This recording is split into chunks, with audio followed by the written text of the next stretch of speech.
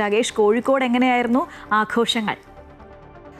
Good morning, happy new year. ഞാനിപ്പോഴുള്ളത് കോഴിക്കോട് മാനാഞ്ചിറയിലാണ്. മാനാഞ്ചിറ ഇവിടെ രാവിലെ തന്നെ വ്യായാമത്തിനെത്തുന്ന കൂട്ടായ്മയാണ്. നമ്മൾ ഏകദേശം ഒരു 6:30 മണിയാവുന്ന സമയത്ത് കുറച്ച് കാലങ്ങളായിട്ട് ഉണ്ട് അല്ലേ?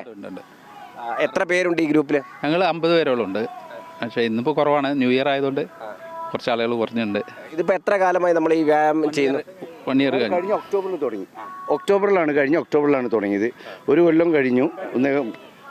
24 ഒക്ടോബറിൽ തുടങ്ങിയതാണ്. ആളുകളുടെ എണ്ണം കൂടി വരുന്നുണ്ട്. ഞങ്ങൾക്ക് അത് ആദ്യം ഞങ്ങൾക്ക് ഒരു 70 പേരുണ്ടായിരുന്നു. പിന്നീട് അതാത് സ്ഥലത്ത് ഓരോ ഇത് തുടങ്ങിയപ്പോൾ പിന്നെ അവർ അവിടെ നിയറസ്റ്റ് ഉള്ളവർ അവിടെ പോകും. ഇപ്പം നമ്മളൊരു 10-40 പേര് ഉണ്ടാവാറുണ്ട്. എന്തൊക്കെയാണ് ന്യൂ ഇയർ റെസൊല്യൂഷൻ ഉള്ളത്? നമ്മളങ്ങനെ ഞങ്ങൾക്ക് ഇത് തന്നെയാണ് ഞങ്ങളുടെ ഉദ്ദേശം. നല്ല രീതിയിൽ എക്സസൈസ് ചെയ്യുക, രാവിലെ നല്ലൊരു ഹെൽത്ത് മെയിൻറ്റെയിൻ ചെയ്യുക. ഇതാണ്. ചേച്ചിയുടെ പേര്? ബിജി. കുറെ കാലമായപ്പോ ഉണ്ട്. എന്താണ് ഫീൽ ചെയ്യുന്നത് രാവിലെ ഇങ്ങനെ മാനാഞ്ചിറ വന്നു കഴിഞ്ഞാൽ നല്ലൊരു എനർജിയാണ്, നമുക്കൊരു പോസിറ്റീവ് എനർജി കിട്ടുന്നുണ്ട്.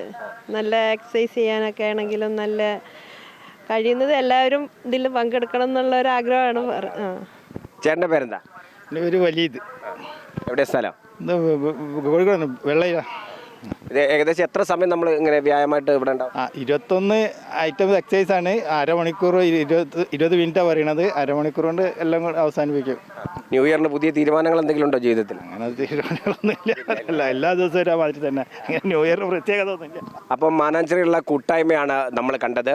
മെക്സവൻ കൂട്ടായ്മയാണ് ഇവർ. ഇതേപോലെ തന്നെ ഇനിയും ഈ വർഷവും അടിപൊളിയായിട്ട് ആരോഗ്യമൊക്കെ സംരക്ഷിച്ച് മുന്നോട്ട് പോകാനുള്ള തീരുമാനത്തിലാണ്.